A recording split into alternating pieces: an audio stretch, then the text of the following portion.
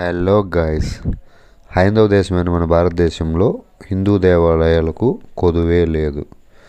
అటువంటి ప్రత్యేకమైన దేవాలయాల్లో అష్టాదశ శక్తిపీఠాలు కూడా ప్రత్యేక స్థానాన్ని సంపాదించుకున్నాయి. అష్టాదశ శక్తిపీఠాలు అంటే తెలిసే ఉంటుంది కదా, 18 శక్తిపీఠాలు. ఈ 18 శక్తిపీఠాల్లో తొలి శక్తిపీఠం అంటే ప్రథమ శక్తిపీఠం శ్రీలంకలో ఉండగా మిగిలిన 17 మాత్రం మన భారతదేశంలో అక్కడక్కడ ఉన్నాయి.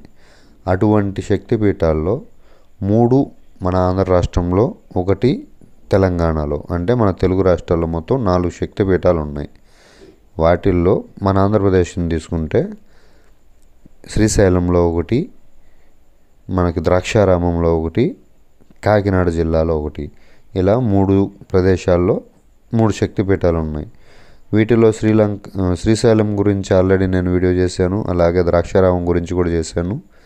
ఇప్పుడు 3వ శక్తిపీఠం అయినటువంటి కాకినాడ జిల్లా పిఠాపురంలో ఉన్న అష్టాదశ శక్తిపీఠాల్లో 10వ శక్తిపీఠం పురుహూతిక క్షేత్రం గురించి ఈరోజు నేను మీకు చెప్పబోతున్నాను. అయితే ఈ ఆలయం యొక్క స్థల పురాణం అనేది స్పెషల్గా ఏమి ఉండదు. అన్ని శక్తిపీఠాలకే ఒకటే స్థల పురాణం.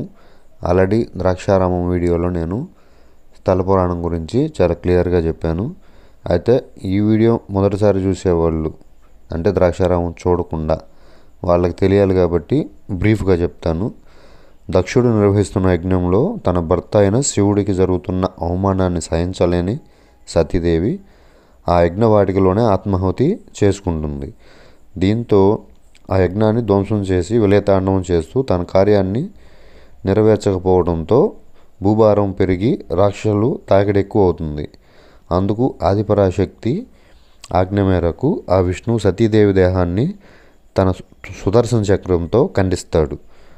అవి 18 ముక్కలుగా విడిపోయి ప్రపంచంలోని వివిధ ప్రాంతాల్లో పడ్డాయని, ఇలా సతీదేవి శరీర భాగాలు పడిన ప్రదేశాలే ఈ యుగంలో శక్తిపీఠాలుగా మారాయని ఇక్కడ శక్తిపీఠాలకున్న స్థల పురాణం. ఈ స్థల పురాణమే అన్ని శక్తిపీఠాలకి వర్తిస్తుందన్నమాట.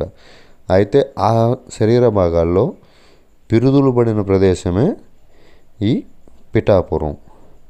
అందుకోసమే పీఠికాపురం అనే పేరుతో మొదట ఉండేది.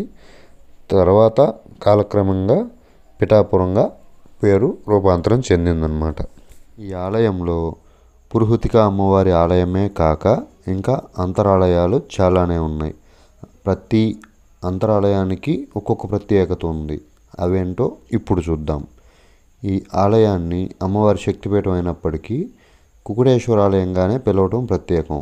గయాసురుడిని సంహరించడానికి బోలాశంకరుడు కోడి రూపం దాల్చి అక్కడ సంహరిస్తాడు కాబట్టి ఈ స్వామిని కుకుటేశ్వరుడని పిలుస్తారు. ఇక్కడ శివలింగం స్వయంభూ. అంతేకాదు, ఈ ఆలయం దత్తక్షేత్రాల్లో ప్రముఖ క్షేత్రం. శ్రీ గురు దత్తాత్రేయుని ప్రథమ అవతారమైన శ్రీపాద శ్రీవల్లభ స్వామి ఈ క్షేత్రంలో జన్మించారు.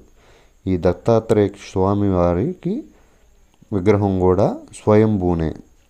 ఇది భారతదేశంలోనే ఏకైక దత్తాత్రేయ విగ్రహం కలిగిన ఆలయం. మిగిలిన అన్ని ఆలయాల్లోనూ స్వామివారి పాదుకలు మాత్రమే పూజలను అందుకుంటాయి. అంతేకాక ఈ క్షేత్రం త్రిగయ క్షేత్రాల్లో ఒకటైన పాదగయ క్షేత్రం. అందువల్లనే ఇక్కడ పితృదేవతల ముక్తి కోసం కర్మలు కూడా నిర్వహించడం ప్రత్యేకమే.